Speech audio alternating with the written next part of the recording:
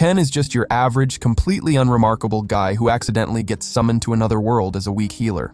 But then a powerful, well-stacked mommy decides to beat the living daylights out of him during insane training, and he turns into an absolute monster who sends the Demon King straight back to God.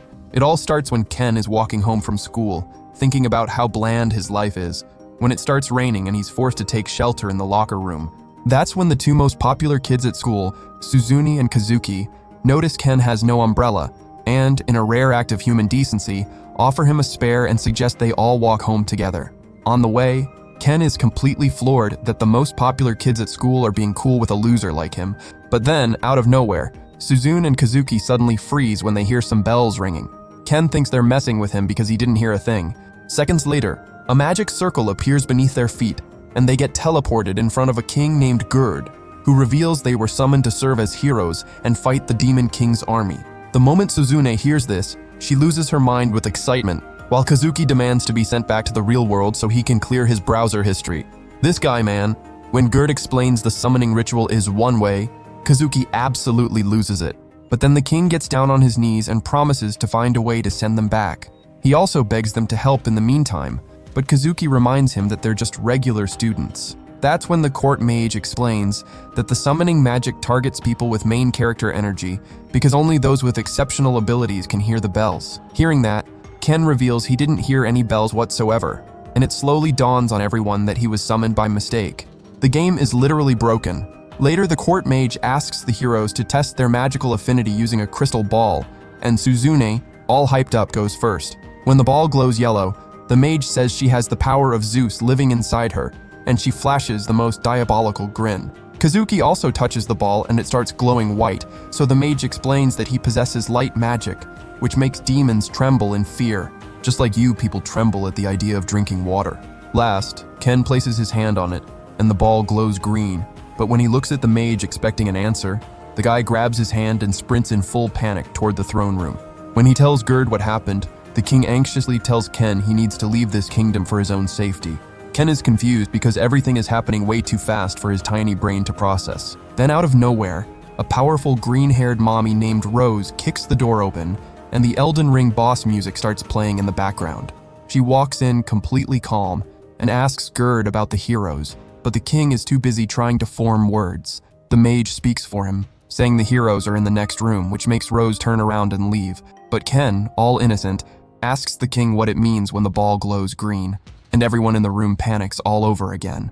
Rose hears it and comes back to grab Ken, but Gerd tells the mage to get Ken somewhere safe. He immediately traps him in a bubble and vanishes with him, but Rose chases them down and manages to grab hold of him. She tells the king she'll train the boy to become a true Giga Chad, and not a single soul dares to stop her. Later, the mage tells Suzune and Kazuki that Ken has an affinity for healing magic, which is rarer than finding a shiny Pokemon in the wild. Rose herself is one of those rare healers and took Ken away to train him as her subordinate, but the problem is she's way too intense. That night, Rose tells Ken she's recruiting him for the rescue team and introduces him to her crew of unfortunate souls. The guys start trying to intimidate Ken immediately, but she tells them to be nice and tells Ken to get ready for training the next day. With no other choice, Ken agrees and goes to sleep, completely unaware that Rose is about to destroy him without offering a single safe word. The next day, Suzune and Kazuki visit Rose's place to check on Ken, and he says he's exactly where he wants to be. The two of them are relieved, and Suzune wishes him luck, saying she's starting her own training today. Ken tells her she's killing it with the fit, and after Kazuki thanks Ken for the motivation boost, they head back to the palace. After they leave, Rose appears, and Ken immediately starts trembling from her terrifying presence. She hands him a journal and tells him to log his daily training routine, including how he feels about everything. Later, he joins Rose on the training field, and she asks him to feel a warmth near his heart. She explains that's his mana, and that he needs to channel it to use magic, but he's nowhere close to that yet. Afterward, she tells him to read a book, but Ken says he can't understand the language of this world. However, when he opens the book, he realizes he can read it just fine, and Rose explains that all summoned heroes come with an automatic translator pre-installed. She then shows him the border between the Kingdom of Linger and Demon Territory, telling him he needs to read that book to learn more about this world. The next day, she has Ken run for miles, then has him run uphill to strengthen those chicken legs of his. But Ken gets exhausted and collapses, which makes Rose step on his toe for slacking. While he groans in pain, he suddenly notices all the fatigue is completely gone, and Rose explains she used healing magic to restore him. She then tells him to get his sorry butt back to training, and Ken spends the following days running, progressing slowly but surely. On a rainy day, he face plants into the mud and gets absolutely filthy, but Rose coldly tells him to stop stalling. This ticks Ken off to no end, but then he notices his hand glowing and realizes the training is actually working. The next day, Rose leaves boot prints on Ken's backside, telling him he's not progressing fast enough and that she's cranking up the difficulty. From that point on, Ken gets completely wrecked on a daily basis, which forces him to learn healing magic just to survive. A few days later, he uses the magic to make sure he never gets tired and can even run side by side with Rose's other students. Even so, Rose keeps being hard on him, and Ken swears to himself he'll make her eat her words by getting stronger. The next day, Rose finally gives him a break from running and makes him do push-ups instead, and he uses healing magic to restore his muscles every time they get sore.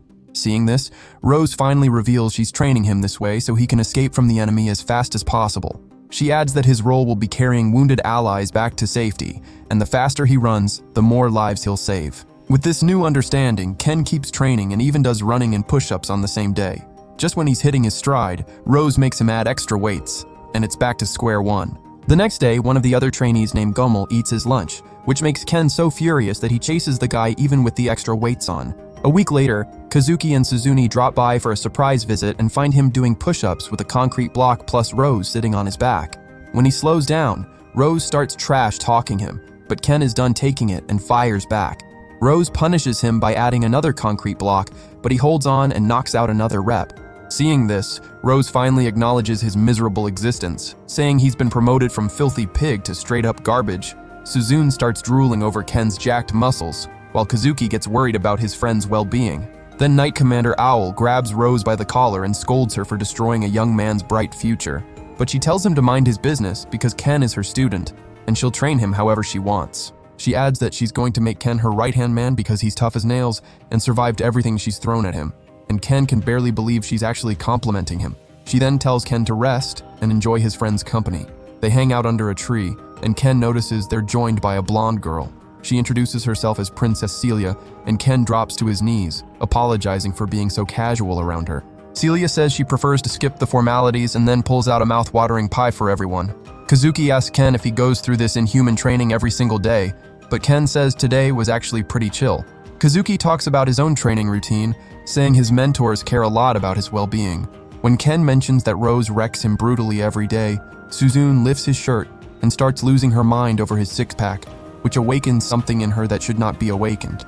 Kazuki asks how Ken manages to act so normally despite the brutal training, and Ken admits that at first he wanted to bail, but ended up getting used to the new routine. He then shows off his magic, saying he wants to be as useful as they are. Suzune asks if he'd give her CPR if she ever needed it, but Ken is convinced she'll never need rescuing because she's anything but normal. Then Gummel shows up with food, but Ken gives him the death stare because the guy stole his lunch earlier, and that escalates into a full-on brawl between the two. Celia gets worried about Ken, but Kazuki says he'll be fine because this is just a regular Tuesday for him. Suzune agrees, noticing that Ken looks genuinely happy there, so they decide to head back to the castle while he enjoys the throwdown with his new buddy. That night, Ken is in the shower remembering Suzune drooling over him, which makes him realize he actually got shredded. Bro. Despite the powerful body, Ken wonders if his mind is strong enough to keep up with the physical gains. The next day, during breakfast, Rose throws a heavy bag at Ken's face, which is her formal way of inviting someone on an outing. She then takes him to the border, where she scares the guards into letting them through. They soon arrive at a forest called the Darkness of Linger, and she explains it's full of monsters, and he can't come back until he's hunted a big gray bear. Ken starts throwing a fit because big gray bears are basically the final boss of bears, but Rose says he can handle it, and chucks him into the forest. In freefall, Ken panics until he remembers he's the main character, so he uses his healing powers to soften the landing and make sure no bones break. Afterward, he pumps himself up, saying this is easy for him, but then a massive white bear shows up and brings him crashing back to reality. While sprinting for his life, he remembers all the training and decides to fight, only for two blue bears to join the chase. Ken bolts again and finds himself at the top of a waterfall. He leaps off and manages to escape the bears. Now soaking wet, he rests on a tree branch and waits for his clothes to dry while eating something. Since the sun is going down, he decides to call it a day. The next day, he marks his base and heads deeper into the forest, leaving trail markers along the way to guide himself back. After searching for a while, he comes across a tree with claw marks and immediately goes on guard. Then a rabbit pops out of a bush and Ken sees the little guy is hurt. He uses healing magic to patch up the bunny and goes back to searching for bears, only to realize the rabbit is following him. Ken tells it to get lost because he's being chased by monsters, but then realizes the little guy is actually leading him to the bear's base. After finding where the bears live, he heads to the river to get water. But the rabbit shows up again, so Ken decides to make friends with it. Later, while watching the bears sleep and realizing he's actually enjoying the process, he gets sick the next day from drinking the river water. The healing magic doesn't work right, and while he's suffering, his rabbit friend comes back to keep him company. The next day, the rabbit leads him to a lagoon with safe drinking water. But while Ken is checking the place out, the rabbit suddenly gets scared and climbs up a tree. Ken climbs up too to see what's going on, and then he spots a massive snake with blood literally dripping from its body. Facing that, Ken is so terrified he forgets to breathe and swears to himself he's staying as far away from that thing as possible. A few days later, he watches the bears again, and even though he finds their little family cute, he knows he needs to take them out to get back home. The next day, he finally decides to face the bear, but when he reaches their den, he finds they've already been slaughtered. From the marks, Ken figures out it was the giant snake, which didn't want to eat the bears, but hunted them purely for sport. Then he finds a baby bear alive in the wreckage, and watching it cry for its dead parents hits hard. So he promises the baby bear he'll avenge its parents. Meanwhile, Suzune and Kazuki visit Rose to check on Ken, but find out he's been in the forest training for 10 days. Kazuki gets worried because Ken has been MIA longer than your dad has, but the guys say Rose runs things here, so they can't bring Ken back until she gives the green light. On the way back, Kazuki shares his concern with Suzune, but she assures him Ken's got plot armor and will show up soon.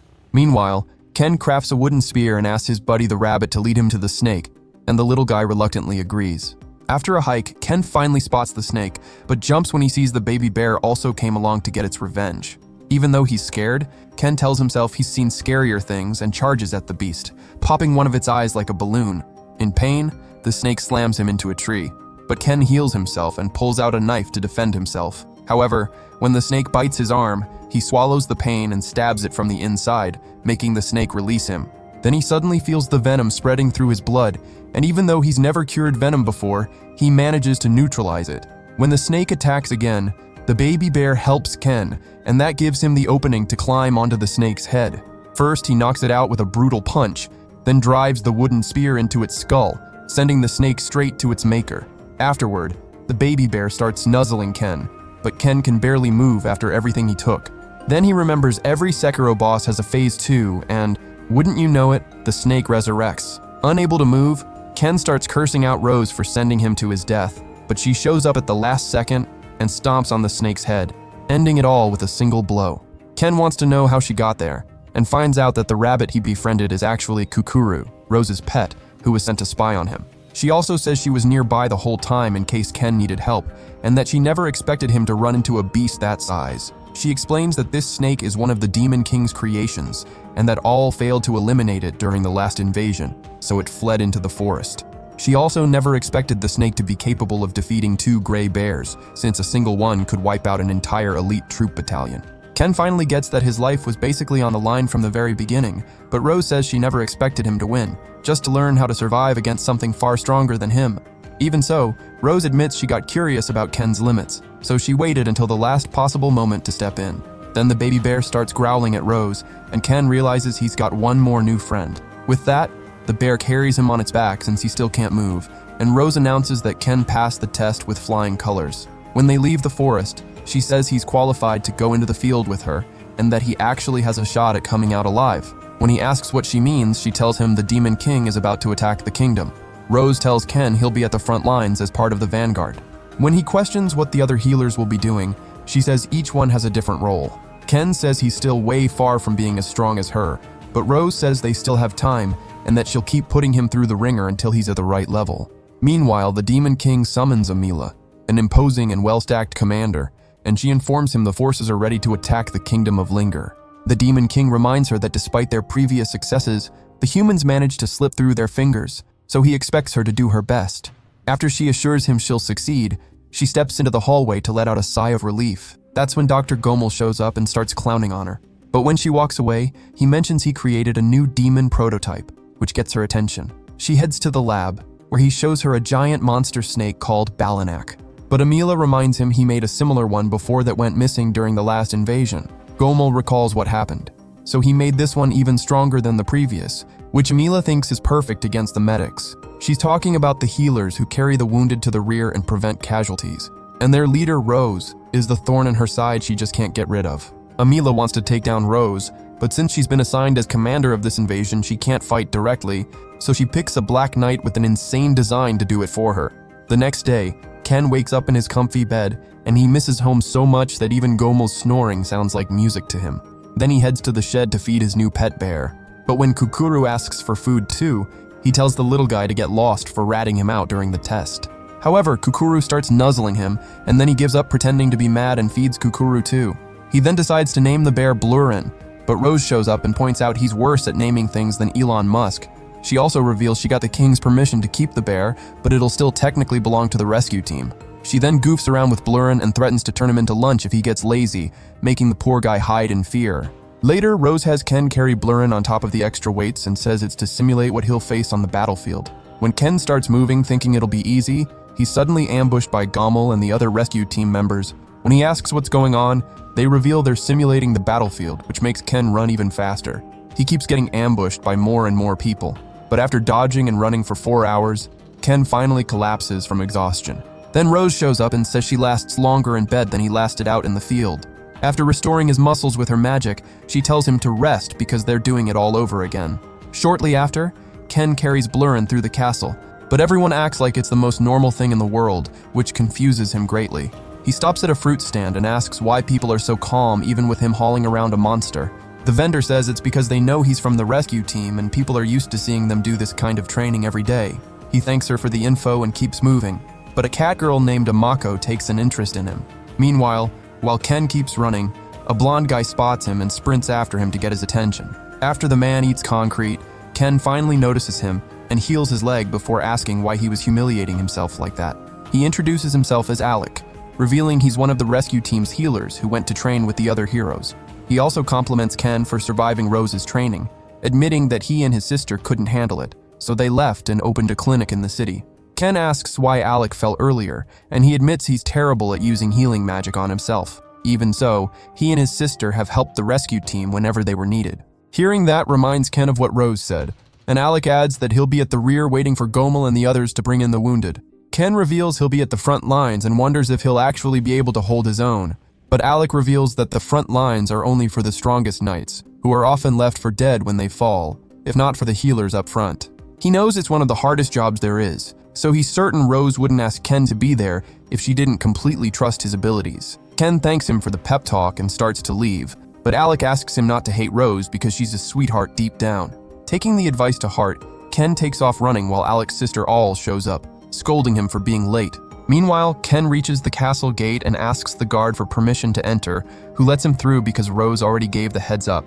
Inside, he runs into Suzune, and the two take a break from training to catch up. Ken notices her hand is all beat up from training, so he gently takes it and uses healing magic to treat the injuries. Seeing that, Suzune starts blushing, saying she feels touched that he came to see her. But when he adds that he also came to see Kazuki, she finally understands why he was such a lonely virgin back at school. She then tells him that Kazuki is with Commander Owl at the border, where he'll be hunting monsters to get real combat experience. After Kazuki gets back, it'll be her turn to go on hunts, but Ken knows she's going to have an absolute blast hunting, since she got super pumped the moment they arrived here. After that, he carries Blurin back and heads off, leaving Suzune to appreciate just how quickly they became such good friends. Later that night, Ken puts Blurin to bed and then finds Rose staring at the moon. He walks up and says that before today, he used to be all fired up and indignant when he found out he'd be going to the front lines. But now he has a new goal: protect the people he cares about, like Suzune and Kazuki, so he's going to train even harder tomorrow.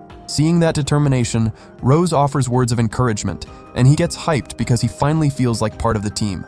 The next day, Rose wakes him up to reveal he's been summoned by the king to accompany Suzune for out-of-castle training.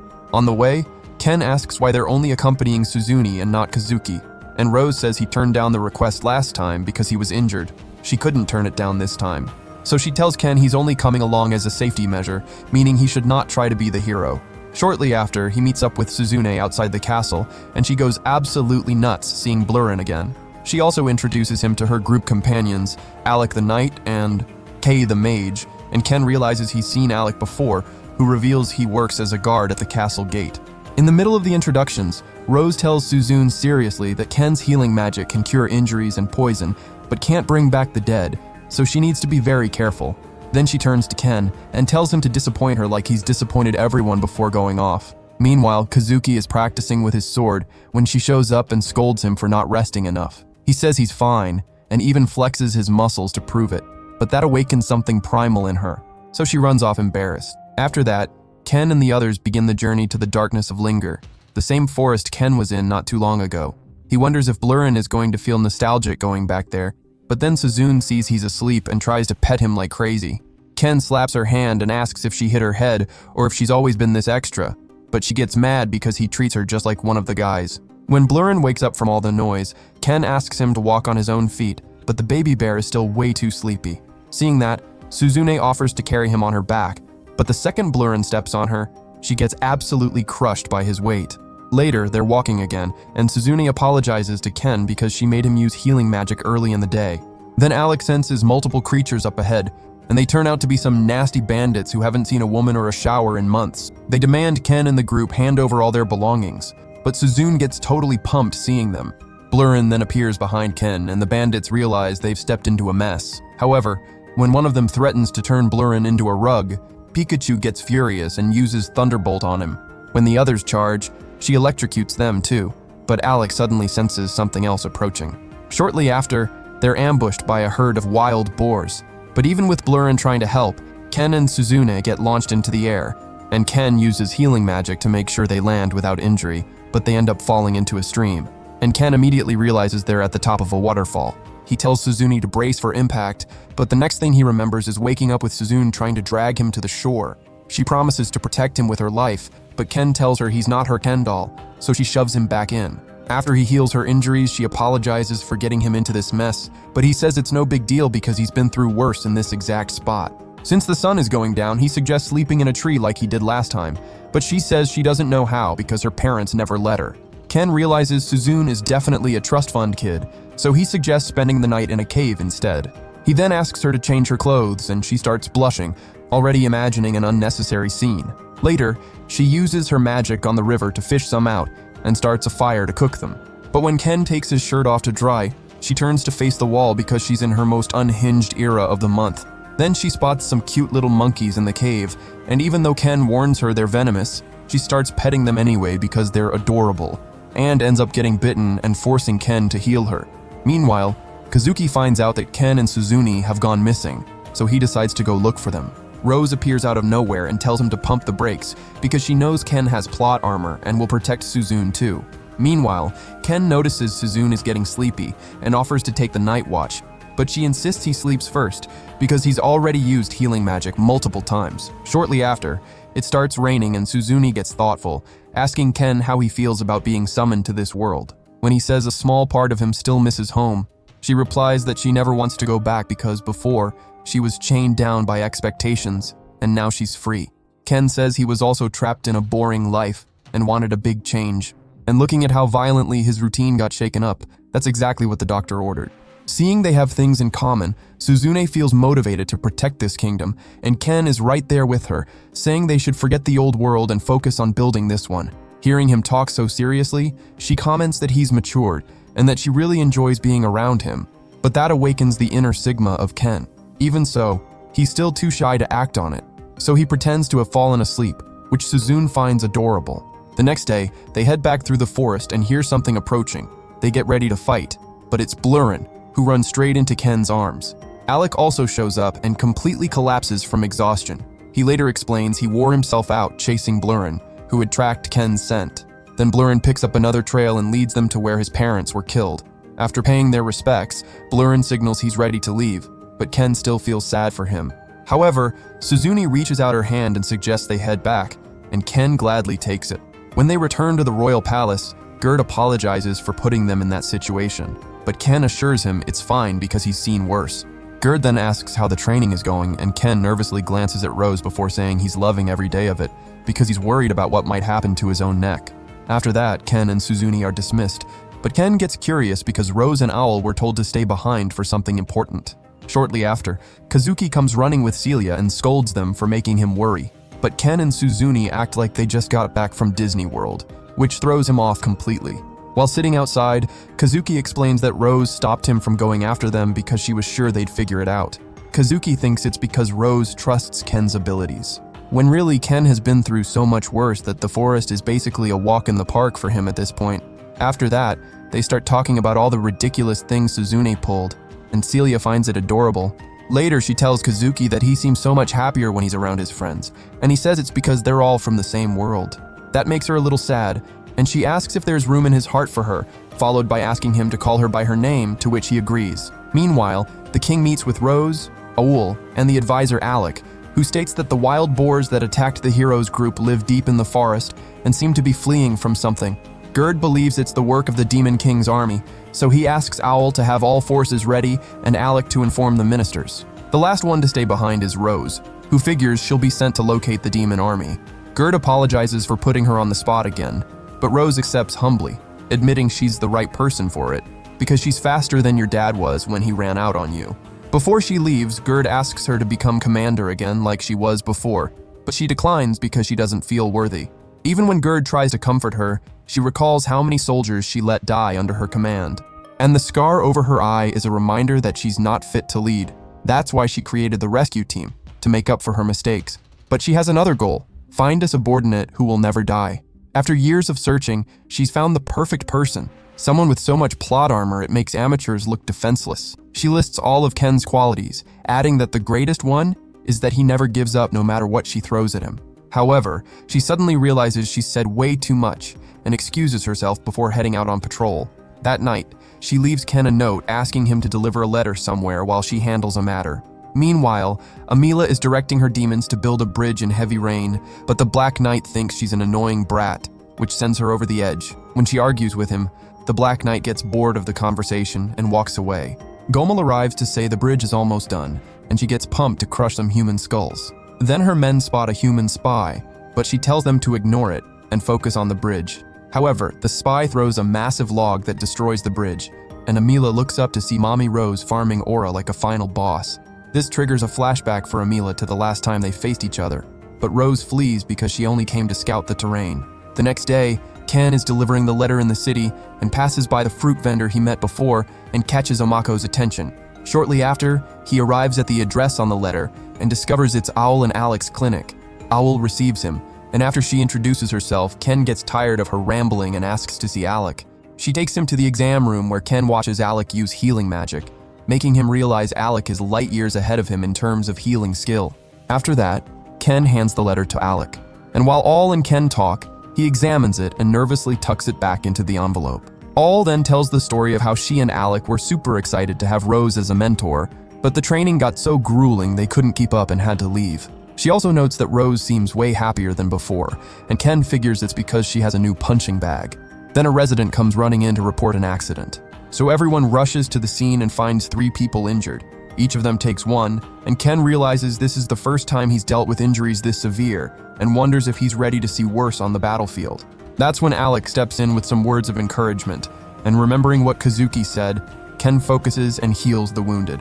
On the way back, Alec and Owl praise his skills, and even ask if he can lend a hand at the clinic when he has time. But Ken has main character stuff to handle, so he heads out. All then compliments Alec for helping Ken calm down. But Alec gets serious, telling All that Rose asked them to prepare for war. That wipes the smile off her face, and Alec says he's worried about Ken because he's never been in a real battle before. He believes Rose must have been training Ken specifically for this day, but he still wants to help and assures her it'll be okay. Meanwhile, Ken buys some fruit and continues on his way, only to be stopped by Amako, who starts rambling about him being the Messiah. When Ken looks into her eyes, he gets a vision of what the battle will look like, and sees the Black Knight cutting down everyone he knows, including Suzune and Kazuki. Amako then says she did him a big favor before disappearing, but this causes permanent damage to Ken's brain. Terrified by what he saw, Ken takes off sprinting after Amako to get answers, but she vanishes from sight and leaves him completely desperate. Ken goes to the gate and asks the guard if he saw her, but the man says he didn't. Then Rose shows up and asks what's going on, but the guard gets so scared of her he just leaves. When Ken makes a snide comment about her being a public menace, she grabs him by the face and lifts him up as punishment. After setting him down, she reveals she was out on patrol and spotted the Demon King's army building a bridge to cross the river and enter Linger. She adds that she destroyed the bridge, but when Ken asks if she knows what reconnaissance means, she grabs him by the face again. Later, while walking back, Ken asks about a Mako, and Rose says she's a fox girl who showed up 2 years ago and has been around ever since. Apparently, a Mako was kidnapped by slave traders, but managed to escape on her own. She explains that beast folk are valuable because they have special abilities. Ken asks if those abilities include creating illusions like showing nightmares or a terrifying possible future. Hearing that, Rose tells him about beast folk known as time oracles, who are basically the Doctor Strange of this world. These beast folk are extremely rare and never leave their homes. So Ken tells Rose he read about them in a book to avoid raising suspicion. Rose then tells him to head home while she goes to the palace to report what she found, and Gerd thanks her for destroying the bridge. However, she's certain the demons will be on their land within a few days. So Gerd decides to address the people tomorrow and asks Alec to make the preparations. Shortly after, Suzune and Kazuki are summoned to the palace and run into Celia on the way. She starts acting weird around Kazuki and tells them to hurry to the palace. But after she leaves, Suzune wonders if Kazuki turned down her feelings because she looked sad. Meanwhile, Ken can't sleep after what Amako showed him and wonders if she showed him the future because he has the power to change it. Then he spots bright lights through the window and goes to check it out, only to find Kazuki waiting outside. When they join up, Ken asks if he's too hyped to sleep, but Kazuki goes quiet, making Ken wonder if he's okay. Kazuki reveals the king summoned them earlier and told them the war against the Demon King was about to begin. While Suzune got excited, Kazuki got all worked up and bolted straight to Ken. He starts trembling as he admits he's terrified to fight and says he didn't even do well in training. He adds that the people of this nation have been so kind to him and have certain expectations of him, which makes him even more anxious. Hearing that, Ken says he thinks Kazuki is really something, because before this, he thought Kazuki was never scared of anything. Ken figures the others feel the same way about Kazuki, which puts a ton of pressure on him, but also tells him he doesn't need to live up to everyone's expectations all the time. Kazuki asks Ken how he feels about the war, and Ken says he's going to the front lines to save other people. He also admits he's scared, but he's already made his decision, and there's no going back. Kazuki anxiously mentions that he could die out there, but Ken knows Kazuki doesn't know he's the main character. Hearing that, Kazuki slaps himself because he's been acting like a coward all day.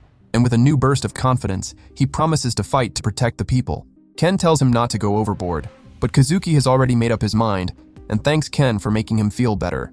After an intense bro moment, Kazuki heads back to the castle, and Suzune appears from where she was hiding to clown on Ken. However, Ken knows she followed Kazuki because she was worried about him, and she admits it, glad that Ken managed to cheer Kazuki up. Ken says he still doesn't want Kazuki to have to fight, so Suzune grabs him and asks if he feels the same way about her. Ken answers that her case is different because she already decided to stay in this world, and she admits he's right and heads to the castle. The next day, Gerd addresses the forces about the approaching battle and hypes them up by reminding them they have the power of God and anime on their side.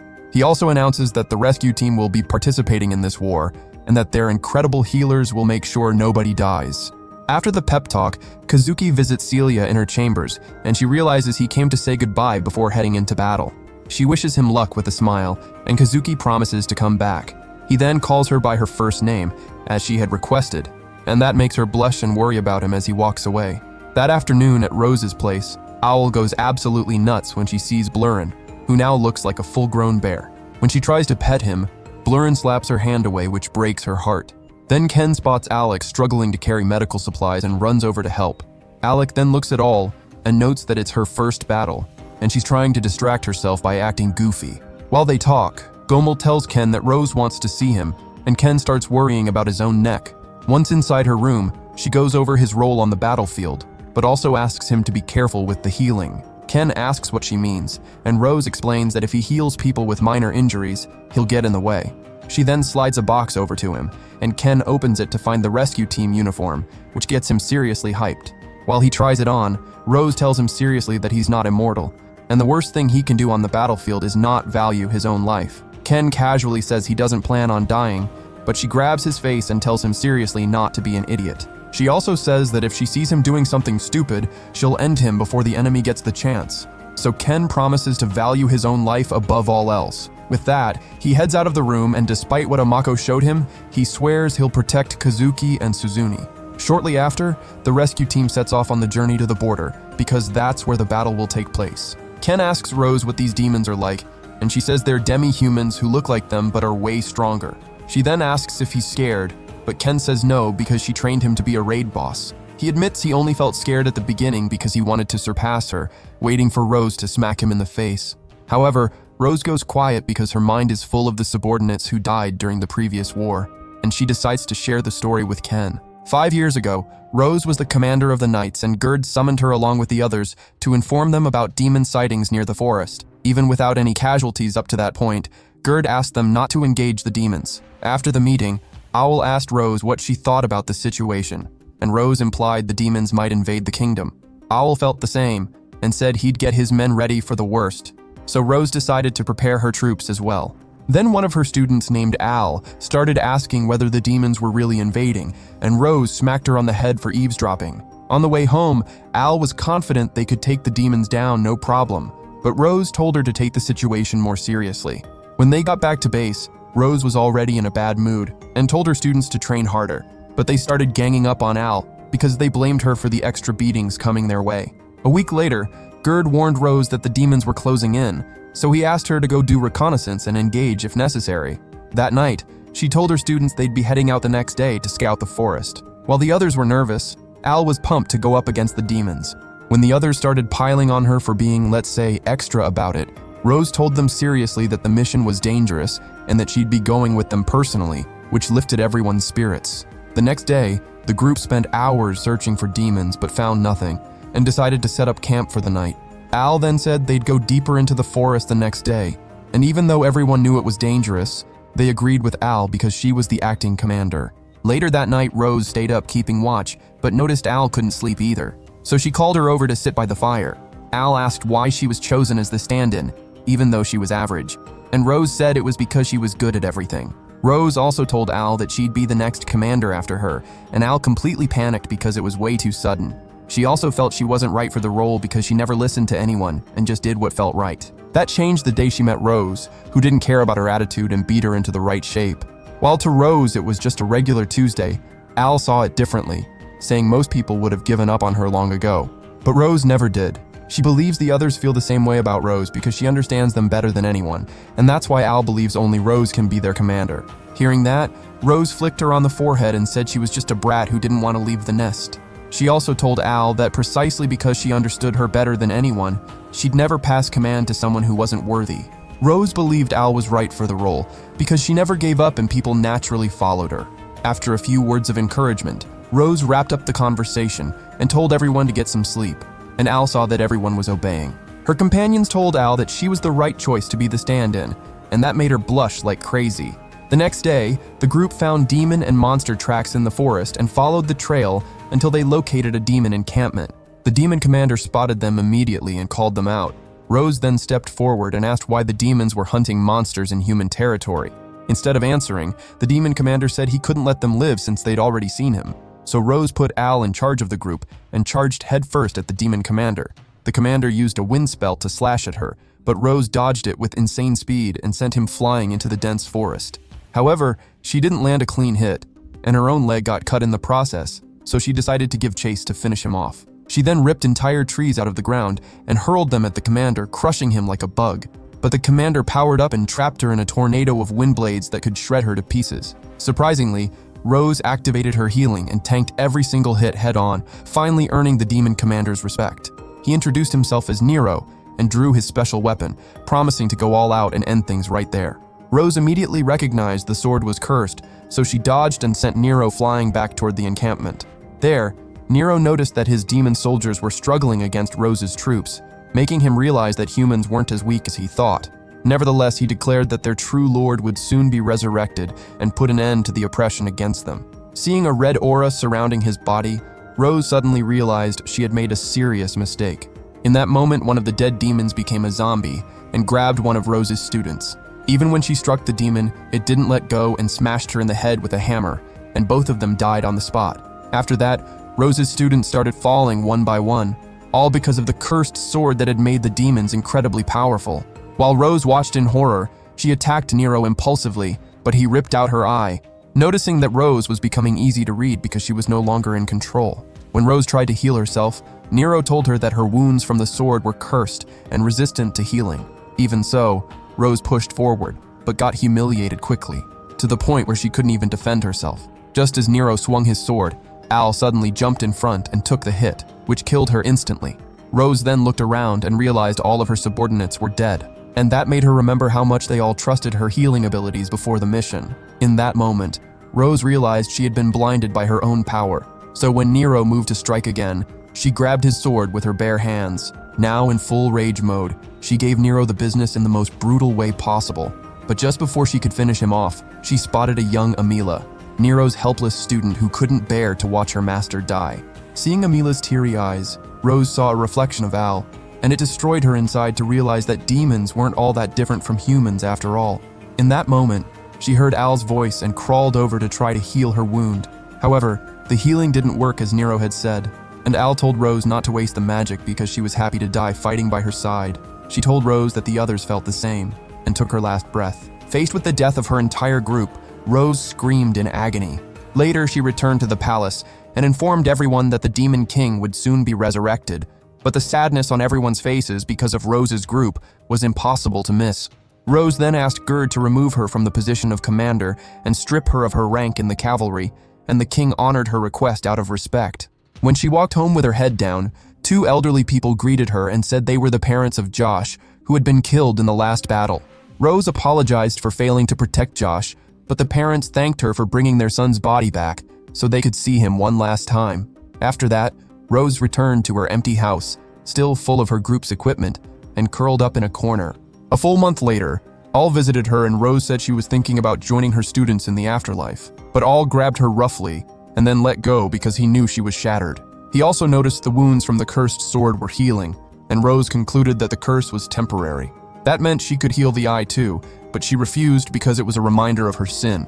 She also decided to keep living so Al's sacrifice wouldn't be in vain, but she didn't know what to do with her life anymore. Later, she sat in the quiet room and imagined how lively the place used to be with everyone around, blaming herself for having been fragile and weak. She wondered how her students would react if they saw her going through this emo phase, and then started having vivid hallucinations and created an illusion of Al trying to cheer her up. The rest of the group also appeared and told her to stop being a crybaby and go back to being the person she always was, and that finally allowed her to cry and say goodbye. After that, she pulled herself together and swore she'd create a new group that would save lives. So she began searching for recruits for the rescue team. Back in the present, she tells Ken that throughout all these years, he has been the only one after her capable of being effective in both healing and combat, and that's why she's certain he won't die. Meanwhile, the demons have finished rebuilding the bridge, and the Black Knight is ready to play Fruit Ninja with their bodies. However, Amila warns him about the medics because she's already seen what Rose is capable of. But the chance to face someone that strong only makes the psychopath feel more alive. A few days later, the human forces set up camp near the border, and Ken wakes up early to clear his head. He notices Suzune is also up, and she excitedly shows him her new armor, hoping he'll fall head over heels for her. She also reveals the armor was designed to enhance thunder magic and give her more agility. In her excitement, she unleashes her inner menace and starts pestering Ken, but Kazuki shows up and holds her back. He tells Suzune that Commander Owl wants to see them, so she leaves but promises to come back for Ken. Later, Owl tells the heroes that the demons will attack in an hour, and they need to break through the front lines and fight their way to the enemy commander. When they take their positions, Suzune tells Kazuki not to try to be the hero, but he says he'll be fine. He also calls her out for using Ken as a distraction, and even though she admits it, she says she's pumped for the battle. Kazuki comments that she's changed a lot since they got here, and she says it's thanks to Ken, who welcomed her with an open heart. Suddenly, the demon army comes into view, and the mages immediately start firing spells in their direction. Then they discover it was just a decoy, and the real enemy is attacking from the west. While Suzune and Kazuki head west, Rose sends the rescue team out to collect the wounded and asks Alec and Owl to stay ready to heal with Iruku guarding them.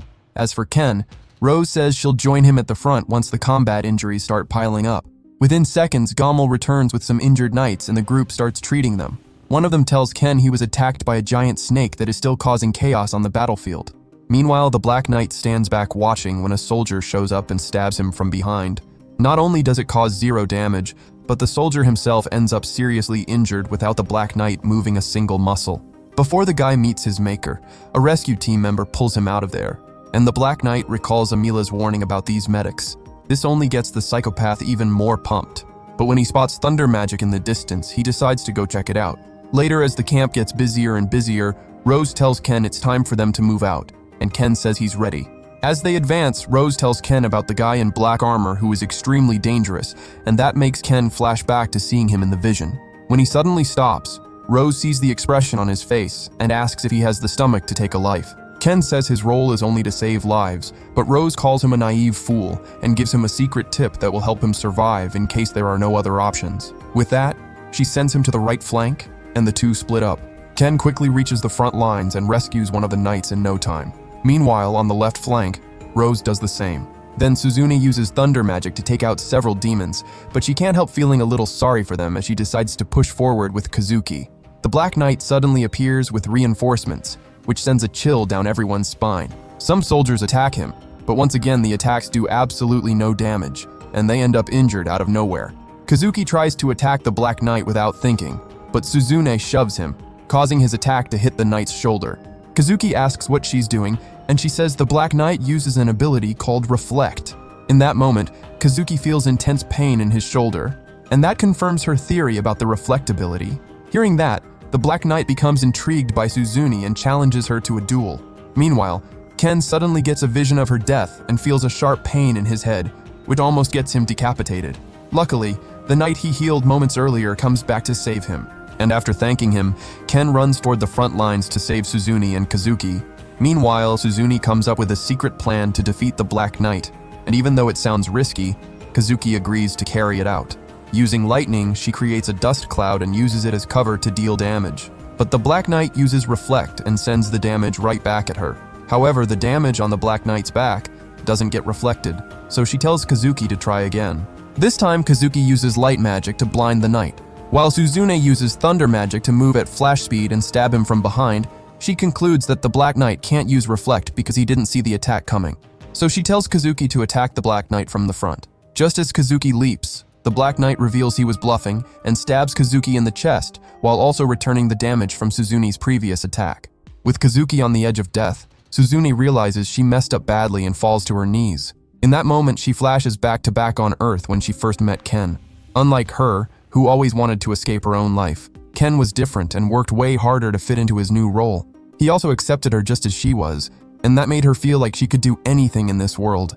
But now she's 2 seconds away from death. However, Ken comes sprinting in and socks the Black Knight in the face. He then looks at his friends in horror, but seeing they're still holding on, he rushes over to heal their injuries. While Suzune regains consciousness, the Black Knight gets up with a mask half broken and shrieks at Ken.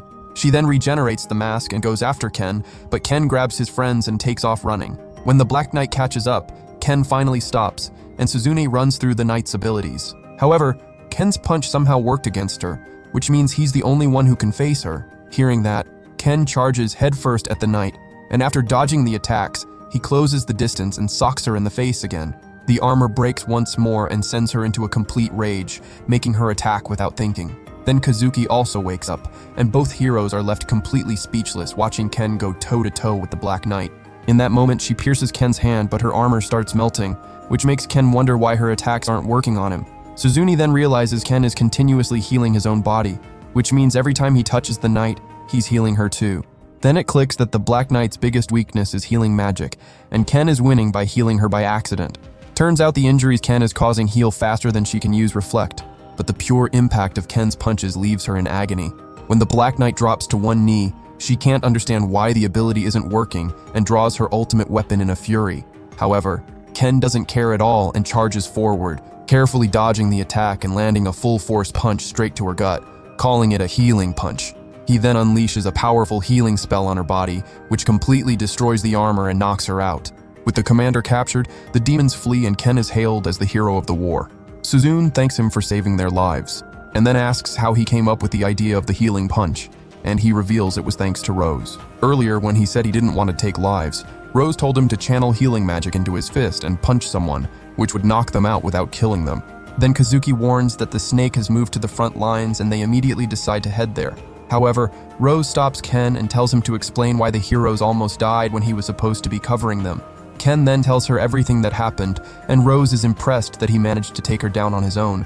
She then sends him back to camp because the battle is now under control, so he informs the others and heads back. Meanwhile, Amila is horrified to hear that her strongest soldier was captured by humans. She asks the informant who did it, and he says it was a rescue team member in a white uniform. She assumes it was Rose, but the informant says it was someone else. Hearing that, she tells Gomel to call the snake back because they're pulling out. Admitting they don't have enough forces to defend their encampment, and that the humans didn't even have to use their second-string commander, Gomel agrees to call the snake back. But when he tries to command it, he sees that Suzune and Kazuki are out front, ready to redeem themselves by taking it down. Back at camp, things are going smoothly until everyone sees a massive flash of light and thunder in the sky, signaling that the heroes have defeated the snake. With that, Rose declares they've won this battle, but the demons will come back for a second round. She also gives credit to Ken for today's success, because if he hadn't healed the heroes and taken down the Black Knight, they would have definitely lost this battle. For the first time in years, Rose smiles as she says she's proud of him, and everything Ken went through all this time suddenly feels like it was worth it. It hits him so deep that his eyes start to water, and he admits he was terrified of dying when he went to the front lines. Even so, he's happy to be fighting alongside Rose, which reminds her of Al, who said the exact same thing to her once. Rose finally feels like she's found some redemption and praises Ken for staying alive, only for him to collapse into her arms from sheer exhaustion. After the war ends, Ken rests with Blurren in the shed, remembering how he was hailed as a hero by the king in front of everyone. Then one of his subordinates tells him he's been summoned to the castle, adding that he should watch out walking through the city. Confused, Ken heads to the castle and gets surrounded by fans on the way like he's iShow speed on a world tour. Somehow he makes it to the castle gate where Aruku is on guard, and thanks him for saving his companions' lives. After catching up with him, he continues to the throne room where Owl says he needs his help with the Black Knight's interrogation. When Ken asks why, Owl explains she refused to say anything until her demand is met, which is to see Ken. While heading down to the dungeons, Suzune tags along because she's staking her claim on him. Ken reminds her she already lost to the Black Knight once, but Suzune gets annoyed and says it was an unfair fight. All then reveals that the Black Knight uses dark magic that cancels healing magic, which means Ken's punches were way more brutal for her than he initially thought. Ken then asks All if she received medical attention, but when he says she hasn't, Ken sprints down to her cell to check on her. He knows she's hurt because she took every single punch directly, but when she says she likes pain, Suzune jokes that she's a total freak. Ken asks why she wanted to see him, and she says she wanted to see the face of the man who destroyed her. Hearing that, Ken asks All to open the cell so he can take a look at her. Once inside, he places his hand on hers to make the armor melt, and then puts his hand on her cheek to heal the injuries. When the healing starts to take effect, she cries because she's never felt anything so good, and asks him to hold on just a little longer so she can hold on to that feeling. The next day, Rose supervises Ken's training personally, reminding him that the demons will attack again and he needs to be ready. Ken figures she'll work on improving his healing magic, but Rose smirks and says she's going to hit him hard and he has to dodge. While Ken runs for his life, he argues that he can just heal himself even if he gets hit, but she says injuries caused by cursed weapons can't be healed. With that, she launches him into the air, but he uses healing magic to land safely, only for Rose to charge at him and hit him so hard in the gut that he passes out. Later, he wakes up relieved to get some rest, but Rose is waiting and hits him again. After training, he runs into the Black Knight and starts venting to her about the brutal training, but she doesn't understand why he's acting like they're friends. When he says he just wanted to know how she was doing, she gets flustered and puts the armor back on, telling him to get out of here. On the way out, he sees Kazuki practicing light magic while Celia cheers him on as his #1 fan, which is worlds apart from how Rose treats Ken. Kazuki then clowns on him for making the Black Knight cry. But when Ken starts getting annoyed, Celia comforts him by saying that even the king acknowledges his efforts. Kazuki also admits he would have died if not for Ken, only to realize he shouldn't have said that in front of Celia. After Ken leaves, Kazuki tries to escape from Celia, but she grabs him by the shirt and demands he tell her everything that happened. Meanwhile, when Ken heads home hoping the king doesn't order the Black Knight's execution, Rose goes to the cells to talk to her. She tells the knight she has two options. Either she rots in that cell, or she becomes Rose's student. At first, the Black Knight tries to act like a rebel, but it takes Rose only a few seconds to break her down with her terrifying presence. Rose even puts a collar on her that blocks all her mana and forces her to accept the second option. Meanwhile, Ken is on a run with Blurren when Rose comes back and smacks him for training on his rest day. Ken then notices her carrying the Black Knight over her shoulder and completely loses it. but Rose says she's here to become a member of the rescue team. That night, Rose tells Ken that earlier in the meeting with the king, his name also came up. The king wants to seek help from other nations against the Demon King's army, and he chose 3 representatives to send to other countries. Those representatives are Suzune, Kazuki, and Ken, because Gerd believes the 3 of them are capable of pulling off such a delicate mission. The next day, Ken goes into the city to buy a journal and realizes he's become a hot topic among the ladies. Then Suzune shows up and starts flirting with him, but Ken spots a Mako and takes off after her. When he catches up, she says it's time for him to pay his debt and asks him to save her mother. Suzune tags along and starts fangirling over a cute fox girl to Ken's annoyance. He then puts a Mako down and she asks to speak with him privately. Later, the Black Knight started training, but it's so grueling she collapses halfway through, wishing death would just take her. Then Rose shows up and smacks her on the backside, making her run even faster. Meanwhile, Ken brings Suzune and a Mako home where he asks a Mako why she showed him the vision where everyone got taken down by the Black Knight. She says she had no choice because the heroes would have died and this kingdom would have been in ruins. She admits she has the power to see the future, and when she first saw that vision, she left the Beast King's territory to find a healer. She also says her mother hasn't opened her eyes in a long time, and she needed to make sure Linger didn't fall so she could ask a healer to save her mother. Ken asks why she didn't ask All or Alec, and she says it's because they can't fight. Suzune asks why she didn't talk to Rose, but honestly that answer is pretty obvious. That left only Ken as an option, but Suzune believes he might not be able to go because he has another mission. Ken figures he'll probably pass through the beast territory on his journey, so he asks Mako to wait while he discusses it with Rose.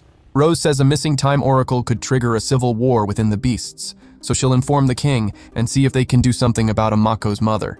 When Ken goes back to Mako, she already knows what happened thanks to her abilities, so she thanks Ken for the help and heads off. That night, the other rescue team members are eating like savages, but the Black Knight just sits there regretting every choice that led her here.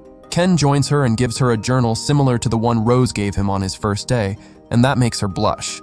With that, she keeps up with training over the following days, and Ken joins her one day to lift her spirits, making her realize he's a total raid boss. Days later, she heard loud noises coming from the forest and skipped training to investigate, only to discover it was Rose punching Ken in the stomach. Rose is yelling at Ken because he keeps not dodging the attacks, but Ken argues she keeps switching up the attacks every single time. After yelling at each other, they go at it again, and Ken actually dodges her for the first time, only to let his guard down and take another punch. Even so, he gets hyped because he finally made progress, and the Black Knight is absolutely terrified seeing just how crazy he really is. Later, while resting with her, she says he's turning into a monster just like Rose, which makes him smile. He then asks her name, and even though it's definitely late to be asking, she timidly says it's Fel. Then Blurren shows up, and Ken gets distracted by him, leaving Fel upset because he didn't react at all to her name. In her frustration, she takes off running as fast as she can, only to collapse and fall asleep during the meal. That night, Fel sneaks through the corridors and overhears Rose explaining Ken's mission to the king. The next day, while she heads out for a morning run, Ken brings Mako to the throne room, where Gerd bows to her and thanks her for saving their kingdom. He then tells Ken to make his way to the nation of Myark to deliver the letter, and chose that nation because it's close to Beast territory.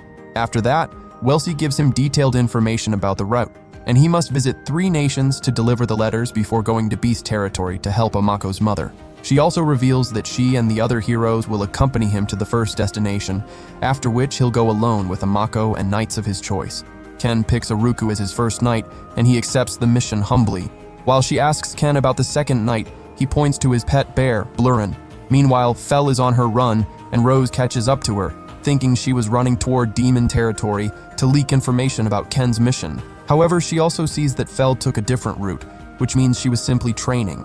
Fel then asks why Rose isn't worried about Ken going so far on his own, and Rose says confidently it would take an entire army to put a dent in someone at Ken's level. She then asks Fel if she was planning to follow Ken on the journey because she's obsessed with him, but Fel says no, and that she's just sick of living such a brutal life, which makes Rose smack her on the backside and declare it's time to take her somewhere special. That afternoon, Ken tells Fel he's leaving tomorrow and jokes asking if she's going to miss him. Hearing that, Fel gets annoyed because he gets to escape Rose's brutal training while she's stuck there and starts kicking him. After she leaves, Rose appears and tells Ken that other nations look down on healers, so if anyone tries to push him around, he has full permission to throw hands until he's satisfied. She also acknowledges that this journey is going to change him a lot, so she says she expects great things from him before walking away. That makes Ken's eyes water again, But he wipes them and admits he's grateful to have someone as incredible as Rose having expectations of him. The next day, he runs into Alec and Owl, who wish him the best. Meanwhile, Kazuki and Suzune say their goodbyes to Celia, and together they set off on this journey to meet new people. Meanwhile, Rose takes Fel to the peak overlooking the darkness of Linger to put her through the same test Ken passed with flying colors. Ken is in the carriage and looks back to see them on the peak, but then turns to face his friends, pumped to start this new adventure with them. And that's it for today. If you enjoy anime recaps like this one, drop a comment below. I read every single one. Check out this other video too, you're gonna love it. Thanks for watching and I'll catch you in the next one.